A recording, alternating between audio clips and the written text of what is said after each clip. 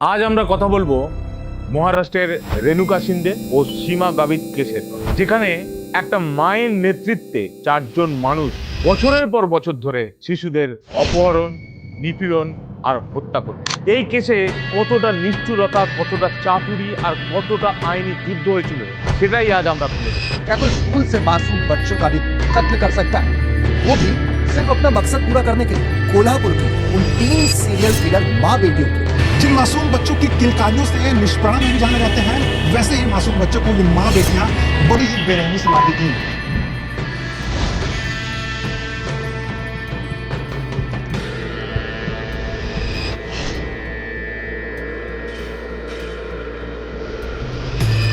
নমস্কার, আমি সুবীর আর আপনারা দেখছেন ক্রাইম টাইম। এই দলটির মূল নায়িকা ছিলেন অঞ্জনা বাই কাল, একজন অত্যন্ত কঠোর মহিলা। তার বাসা ছিল পুনের গোন্ধালে নগরের একটা ছোট্ট গ্রামে। তার 2 মেয়ে, রেণুকা সিন্ধে আর সীমা গাভি, আর রেণুকার স্বামী কিরণ সিন্ধে। ওদের জীবন ছিল চরম দারিদ্র, কিন্তু অভাব নয়, এক বিকৃত মনোজগতই ওদের এমন কাজের দিকে ঠেলে দিয়েছিল যেখানে শিশুই ছিল মূল টার্গেট। অঞ্জনা বাই ছিলেন এই দলের মস্তিষ্ক, রেণুকা আর সীমা তার নির্দেশে কাজ করতেন, আর কিরণ ছিলেন সাহায্যকারী। কিভাবে শুরু হলো এই কেস?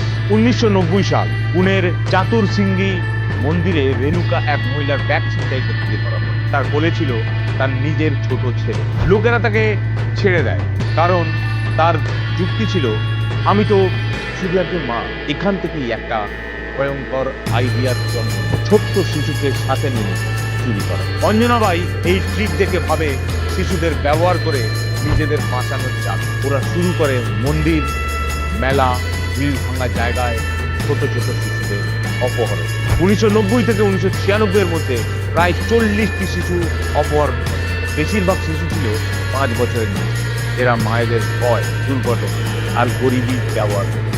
পুলিশও অনেক সময় গুরুত্ব দিত না, কারণ অভিভাবকরা নিজেরা রিপোর্ট করত। কিভাবে ধরা পড়লো এই 4 জন? 1996 সালে দীপ্তি ঘোষাল নামে এক মেয়েকে অপহরণ করা হয়। তার পরিবার ছিল খুব সক্রিয়, তারা পুলিশকে সবটা জানায় আর সাহায্য করে সিন্ধে গাভির দলের লোকেশন ট্রেস করে। 1996 সালের অক্টোবরে নাসিকে এক নতুন অপহরণ অঞ্জনাদের বাপের ধরা পড়ল। অঞ্জনার প্রাক্তন স্বামী মোহন গাভিতের দ্বিতীয় স্ত্রী প্রতিভা অভিযোগ করে যে তার 9 বছরের মেয়ে কান্তিকে অপহরণ করা। পুলিশ তদন্তে বুঝতে পারে যে মেয়েটিকে ধরেছে অঞ্জনা, রেণুকা আর সীমা, এই 3 মহিলা। প্রতিভা নাসিকে এক বাজারে রেণুকা ও সীমাকে দেখে চিনে ফেলে, তখনই পুলিশকে খবর দেওয়া হয়। এরপর নভেম্বর 1996 একসাথে অঞ্জনা, রেণুকা, সীমা আর রেণুকার স্বামী কিরণ সিন্ধে সবাইকে গ্রেপ্তার করে। নাসিক পুনে লাইনের তদন্তে জড়িয়ে পড়া পুলিশ তাদের কাছ থেকে বেশ কয়েকটি শিশু উদ্ধার করে, যাদের ঘুমের ওষুধ দিয়ে মাতিয়ে রাখা হচ্ছে। তদন্ত বেরোয় ওরা শিশুদের নিয়ে ভিড়ে দাঁড়িয়ে থাকতো যাতে কেউ সন্দেহ না করে আর নিজেদের সন্তান বলে পরিচয় দিত। পুলিশ শুরু করে কঠোর তদন্ত, আর সামনে আসে এক ভয়ঙ্কর গল্প। কতটা নিপীড়ন করতো শিশুদের উপর?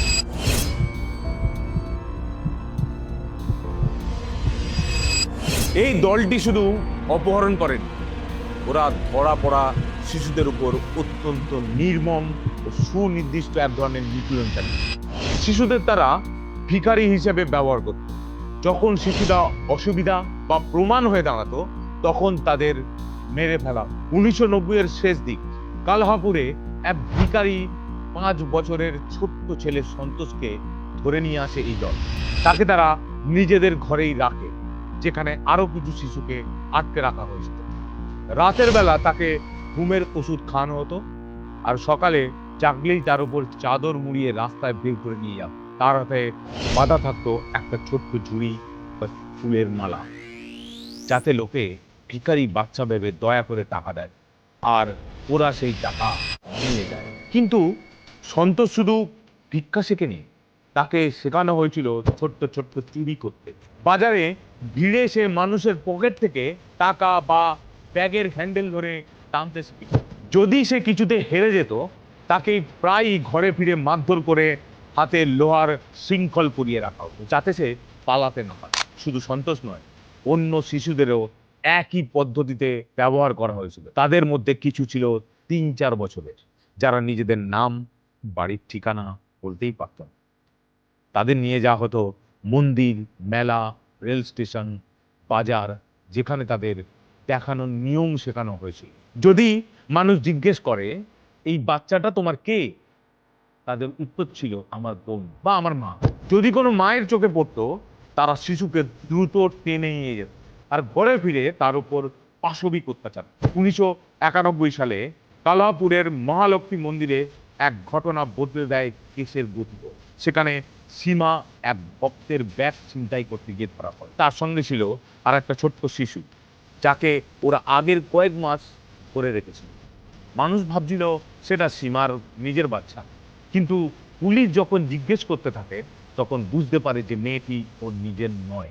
সেই ঘটনার পরই পুলিশ শুরু করে শিশুদের উদ্ধার আর রেকর্ডের খোঁজ, আর বুঝতে পারে যে এরা অনেক বাচ্চা ধরে রেখেছে। যে শিশুরা কাজে লাগতো না, যারা বাধা হয়ে দাঁড়াতো, অথবা যাদের জন্য পুলিশ বা কোনো সন্দেহ আসতে পারে ওদের দিকে, তাদের হত্যা করে ফেলা হয়। তদন্তে বেরিয়েছে অনেক শিশুকে তারা জলের মধ্যে গলা টিপে মারত। কিছু শিশুর শরীর পুড়িয়ে ফেলা হয়েছে, কিছু নদীতে ভাসিয়ে দেওয়া হয়েছে, আর অনেক শিশু ঠিক কোথায় গেল তা আজও পরিষ্কার না। শিশুদের রাতের বেলা বিশেষ ধরনের ঘুমের ওষুধ দিয়ে ঘুম পাড়িয়ে রাখা হতো, যাতে তারা চিৎকার করে না ওঠে। সকালে তাদের উঠিয়ে দিতেন এক ধরনের তেজ মিশ্রিত জলখাই, যাতে মাথা করে কিন্তু কাজ করতে পারে। তাদের খাওয়ার জন্য দেয়া হতো শুকনো রুটি আর কখনো কখনো শুকনো মুড়ি।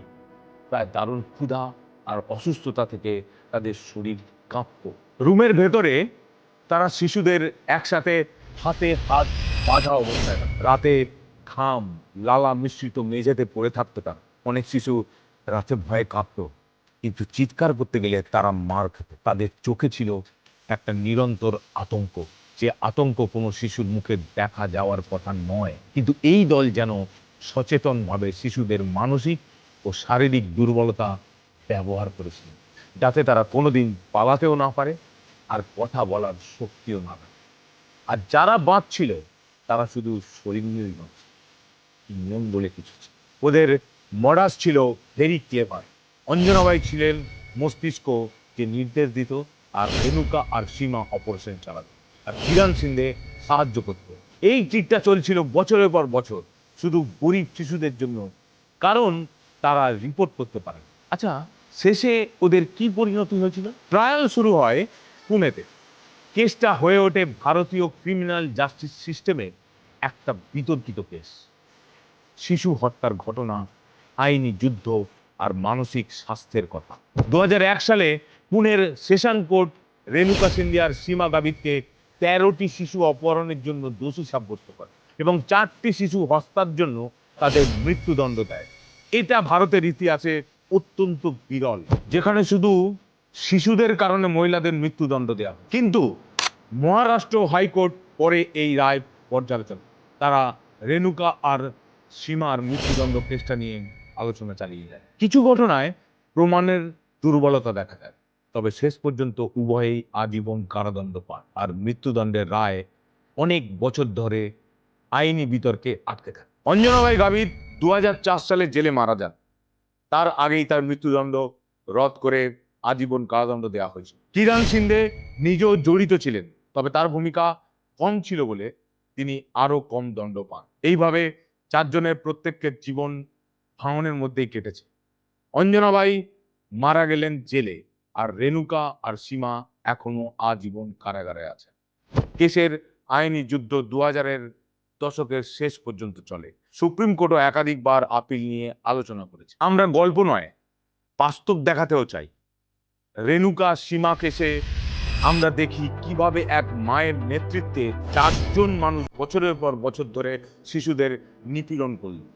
তারা কিভাবে চতুরতা ব্যবহার করে পুলিশকে ফাঁকি দিল, আর কতটা নিষ্ঠুর ছিল তাদের মনোবিজ্ঞান। শেষ পর্যন্ত আইনি ব্যবস্থা তাদের ধরে ফেলে, কিন্তু শিশুদের জন্য তা খুব দেরি হয়ে গেছে। এই কেস আমাদের সতর্ক করে দরিদ্র শিশুদের নিরাপত্তা, পুলিশের দ্রুত তদন্ত আর আইনি প্রক্রিয়ার গতি কতটা গুরুত্বপূর্ণ। ধন্যবাদ। সবাই সুস্থ থাকুন আর সতর্ক থাকুন। দেখা হবে পরের প্রাইম টাইম আরও এক অন্ধকার গল্পের সাথে। নমস্কার।